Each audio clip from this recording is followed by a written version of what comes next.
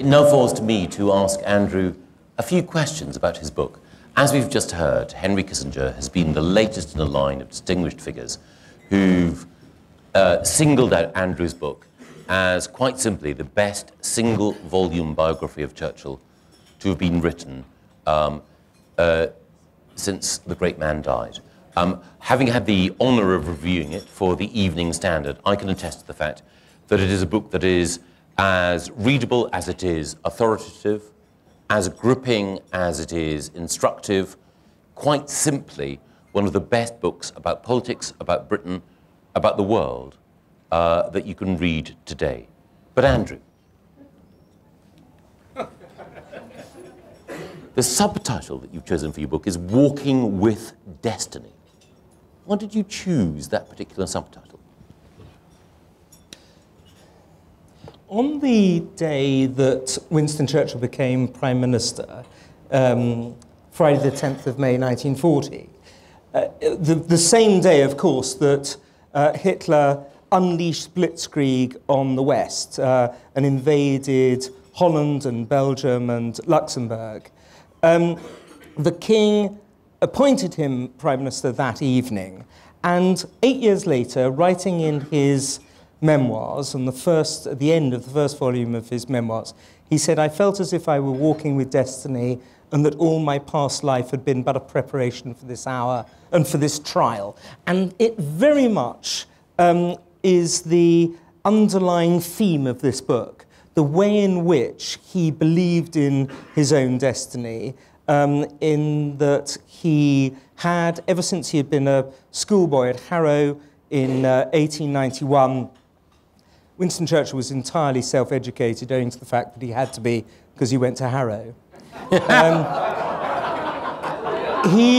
He had said, sorry, Randolph, many, many more beyond Randolph. I can see Rupert Soames nodding in agreement. Exactly. Yeah, no, I thought Rupert was nodding, actually, at that point. Yeah. Anyhow, the great thing was that at that point, in 1891, so 50 years, an entire half-century before what he had proclaimed actually came to life, he had said that he saw great trials, great upheavals, that there would be wars such as nobody had ever seen before, and that he was going to be the person who saved London and the country and the empire. And so this sense of destiny is, it seems to me, epicentral to understanding Winston Churchill.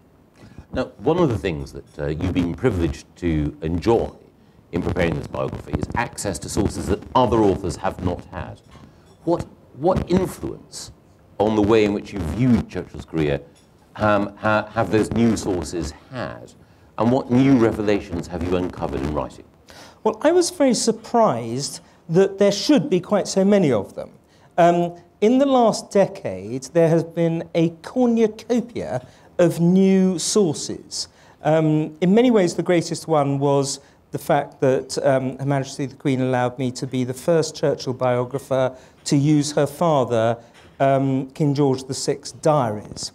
And Winston Churchill met the King on every Tuesday. They had an audience during the Second World War, and they would serve themselves from the sideboard to ensure that nobody else was present, because Churchill totally trusted the King with every one of the great secrets of state. He told him about the ultra secret. He told him and trusted him about the nuclear secret. He told him the generals and the ministers that he was going to hire and fire, and which countries were going to be attacked and when. And so, and that was by no means to be assumed, owing to the fact that, of course, Churchill had supported the King's elder brother, Edward VIII, during the abdication crisis, and also the King had been a very major supporter of Neville Chamberlain's policy of appeasement. So it could have been that they wouldn't have got on, but they really did. The way in which immediately, certainly by the time of the fall of France, all the way through the Battle of Britain and the Blitz, it became clear that the two men were going to interact superbly. And thankfully, the King wrote down everything that Churchill said at each of these Tuesday meetings in his diaries. And so you can imagine that was a wonderful new source. But we've also got the new War Cabinet meetings, the actual verbatim accounts of those. We have the diaries of the Soviet ambassador, Ivan Maisky, who Churchill saw a lot of during the period in the run-up to the Nazi-Soviet pact. We have 41 sets of papers, and I'd like to thank the Churchill family for allowing me to use Mary Soames, Winston Churchill's daughter's 1940 diary, an incredibly moving diary on many occasions as well, and this being the first biography of Churchill to use that. So actually, it is it's been extraordinary that the last 10 years have given us so much new information. And so as a result, there is something on pretty much every page of this book which has not appeared on in any biography of Churchill before. One of the wonderful things about the book, as you say, Andrew, is that there are a plethora of new sources that give us a richer view of Churchill's life than ever before. But one of the other things about your book is that you also deal in detail with Churchill's early years and his relationship with his mother and his father. In some respects, may mirror the relationship of other people in the upper classes in Edwardian and Victorian times. But there were unique circumstances and unique factors in the relationship between Churchill and his parents that determined how he lived his life. Can you say a little bit more about that?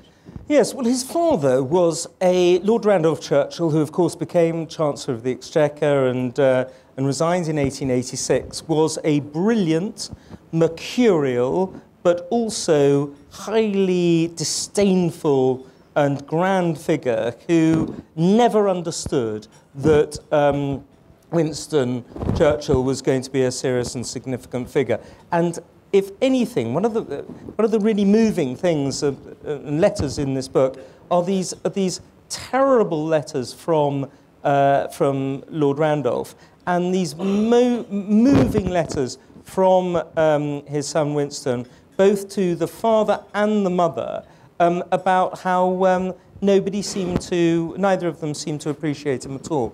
And it was very much it was beyond. You mentioned the normal days of Victorian children should be seen and not heard and the rest of it, and you also move on to that into the Edwardian period. But actually it was much worse than that.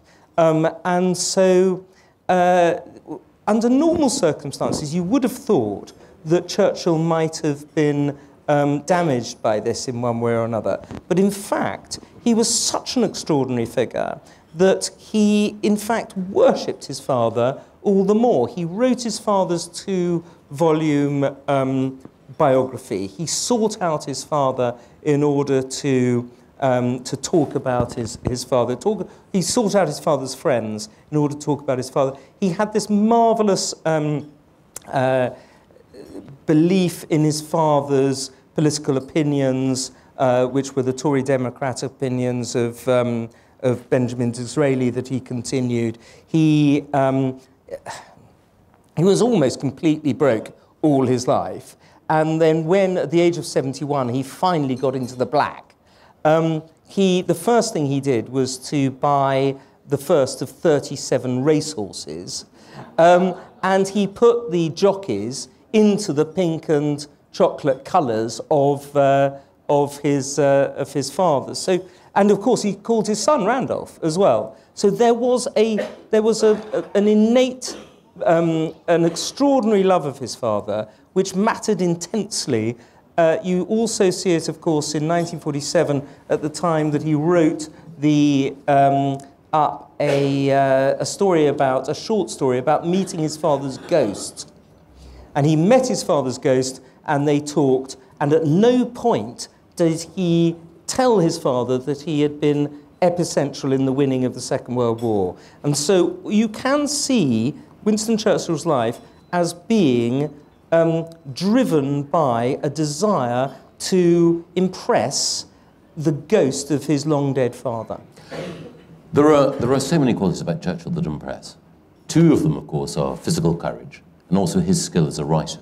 And there are contemporary politicians who've shown great physical courage, Johnny Mercer and Tom Tugendhat, who have been under fire in Afghanistan, and then also writers like Rory Stewart and Jesse Norman, who've written books, contemporary works of literature that are of fascination. If I can turn first to Churchill as a writer, there are very few politicians, very few figures in public life who have the literary output that he has. He, of course, won the Nobel Prize for Literature. What was it that was the wellspring in Churchill's literary creativity? Poverty. The reason that he wrote 37 books was because he was constantly broke, owing to the fact that his parents spent much more money than they had, and that he was able, as a war correspondent, to become, through his bravery and also his beautiful encapsulation of what he said, that noble thing, the English sentence, to write so beautifully. And as a result, he wound up being the best paid war correspondent in the world at the time. And then, of course, when he was writing his great articles, even in the 1930s, when he was out of office and out of favour, nonetheless, he was getting the equivalent. And I know that you write occasionally articles, Michael, and I certainly do, but I don't know whether or not either of us have ever been paid the equivalent, modern-day equivalent, of £26,000 per article. Not even by the Daily Mail. But you make the point that he was a gifted writer. And of course, he, notwithstanding the fact that he had an undistinguished a record as a scholar at school, he was an amazingly eloquent figure. By the way, sorry, not as undistinguished as he made out. Well, this is the thing. This is the thing, that he was... he learned Macaulay's Lays of Ancient Rome. He was limitlessly eloquent later. Yeah. How did he manage to be such a master of the English language when he was thought of as such a poor scholar? Exactly. Well, I'm very pleased that a former Minister of Education should be interested in this, owing to the fact that, of course, in his wonderful book, My Early Life, which I do recommend everyone to read immediately after you've read my book,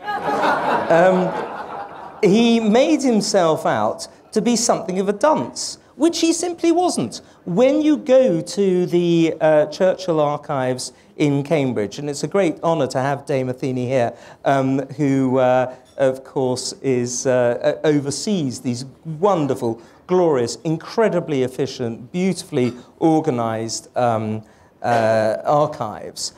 You see, when you look at his school reports, that in fact he was constantly in the top third of every class he was in, including for Latin, which he pretended that he was so bad at. So in fact, there's simply, it doesn't follow that, that he was anything like as thick as he made himself out to be.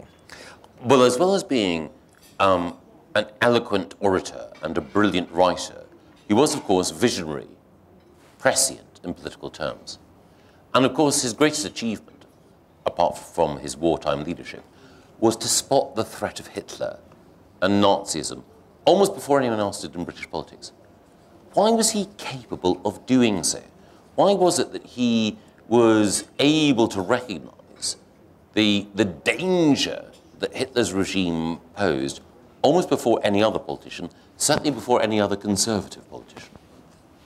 I think there were three things, and I think they're all very important. The first is that he was a Philo-Semite. Winston Churchill liked Jews. It was not usual amongst his age and class and background, and it was epicentral to understanding why he was the first major British politician to spot how evil Hitler and the Nazis were.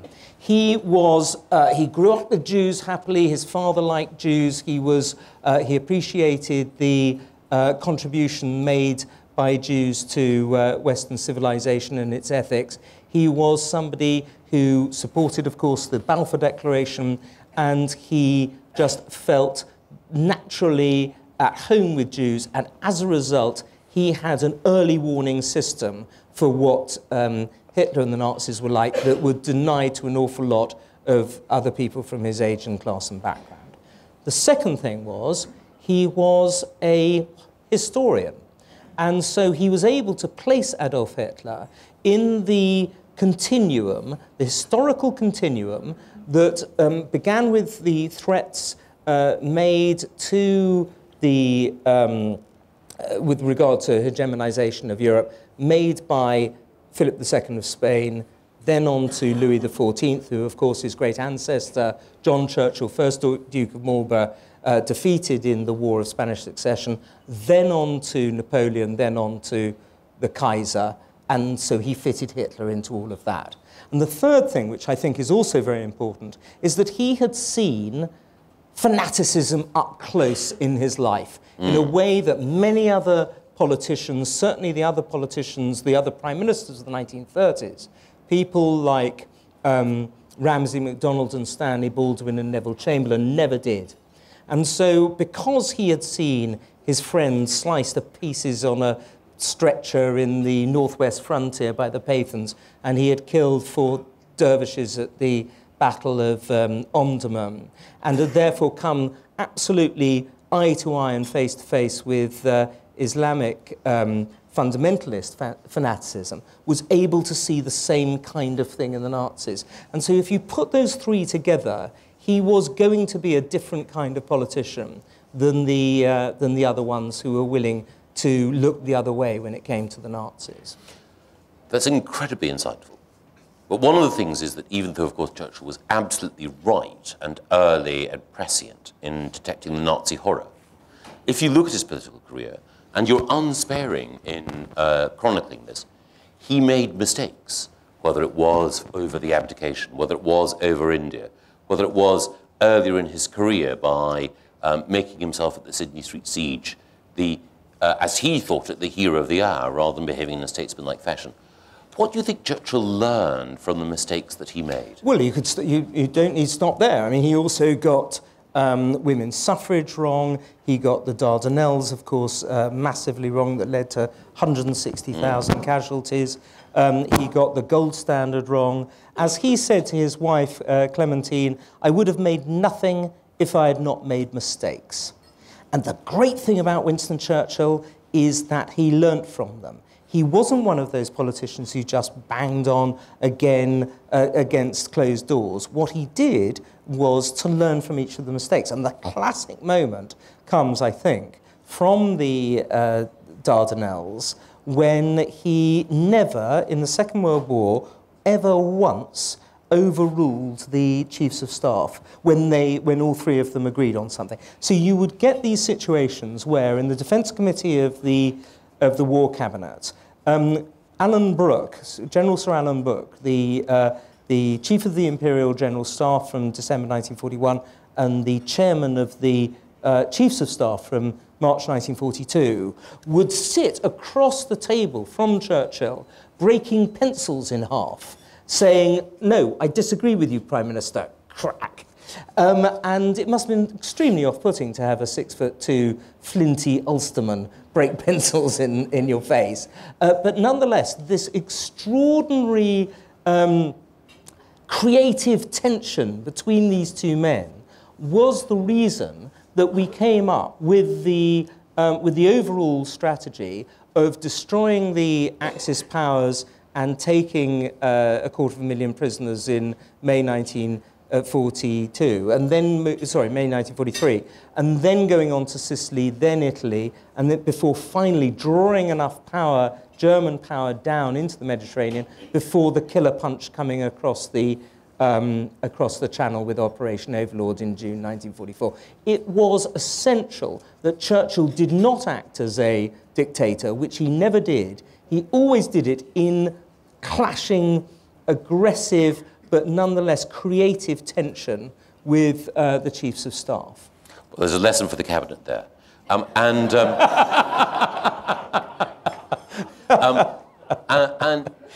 one of the points that's often made is that Churchill was alleged to be in the grip of the black dog.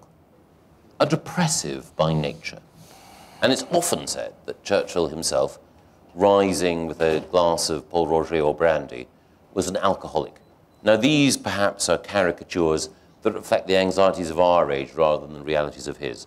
But was he a depressive, and was he over-reliant on alcohol? I don't believe he was either. He got depressed. Undoubtedly he got depressed. He got depressed when, in February 1942, when Singapore fell, in June 1942, when Tobruk fell, and of course, a lot throughout 1915 during the Dardanelles. But actually, when you look at this black dog concept, he only ever used the phrase black dog once in his entire life, and that was in June 1911 when when he was writing to his wife Clementine about about this thing, the black dog, which also at the time had a different sense with his Edwardian nannies and governesses used to use the phrase to explain ill-tempered children. When it actually comes to it, depression is a deeply debilitating illness. And the idea that he was able to chair a 1,000 meetings of the Defence Committee of the War Cabinet is really extraordinary, all times of day and night. Do you really think that he could have done that were he a depressive which can hit you at any particular time? All the modern medical opinion argues that in fact he wasn't at all, let alone the idea that he was bipolar or manic depressive or anything like that. With regard to drinking, he did drink an enormous amount.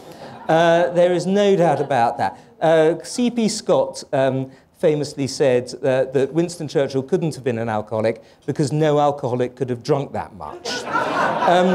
But what you have to remember at all stages was that he was, as he put it, alcohol was always his servant and never his master. He was able to keep his drinking at a level that he could deal with it. There is only one occasion in the whole of the Second World War, which is 2,174 days long, when people believed, when the people around him all knew that he was drunk. It was the 7th of March 1944, and people said that he was drunk. Yes. One day, ladies and gentlemen, in a war, a 6-year war, where the kind of pressures and stresses are such that nobody in this room could ever imagine dealing with one day of it, let alone 2,000 of them.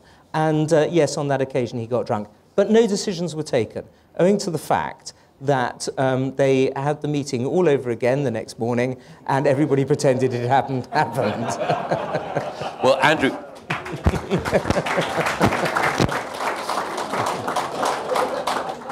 I think all of us could agree that after the success of Operation Overlord and D-Day, any of us would have thought that getting drunk would have been the least bad reaction at that point. And also, it's encouraging to know that a healthy intake of alcohol every day is a precondition of political success.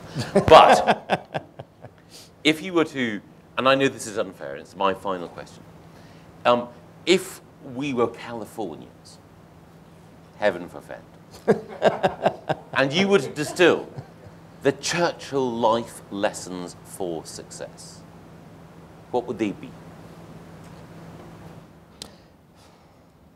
I think there are three things that you've got to fit in to one another that explain why he was such an extraordinary person and why half a century after his life we're still coming here to a hotel in central London to celebrate him and his life and his achievements.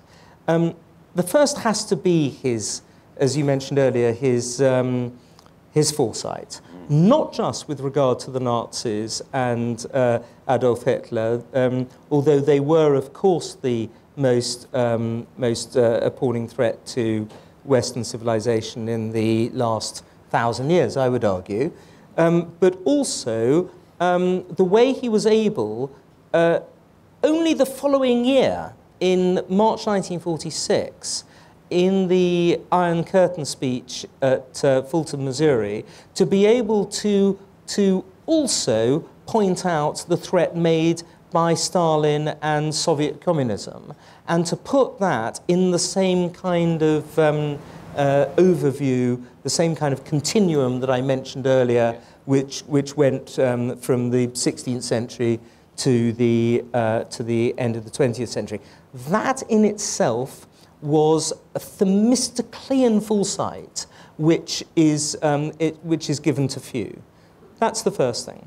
The second thing is the physical courage, the extraordinary physical courage that this man had. I'm not just talking about the fact that he went into the no man's land as a lieutenant colonel in charge of the 6th Battalion of the Royal Scots Fusiliers no fewer than 30 times.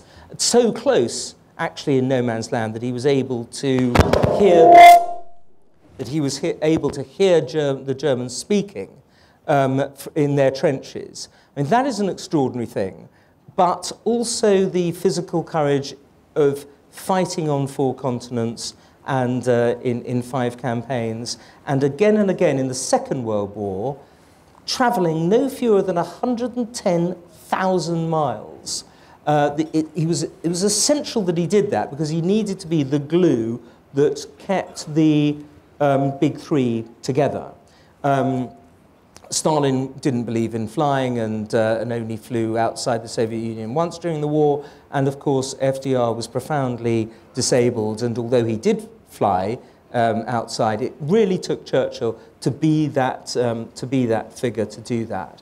And again you see this extraordinary physical courage. Flying in those days, by the way, involved, especially in his late 60s, early 70s, in unpressurized cabins, freezing cold, within the very often within the radius of the Luftwaffe. This showed extraordinary physical courage. However, even that, in my view, pulls before the moral courage that he showed again and again, and simply not buckling to the overall view. The way in which people, in the 1930s, the establishment view, the general view, the way in which he was able to say something that he believed again and again, and he had such eloquence in saying it, and that eloquence ultimately derived not from tricks of the trade, but from his instinctive belief in what he was saying.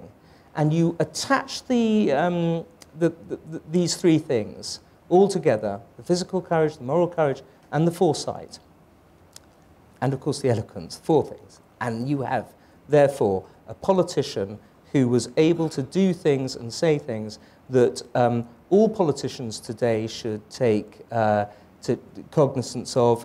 They are qualities that are needed today just as much as ever they were. And also, they, as a result of all of them, managed to create a situation which went beyond even what he had said as a 16-year-old schoolboy at Harrow, that he was going to save London and the country and the empire. Because he also, as well as saving them, saved civilization itself. Thank you very much indeed.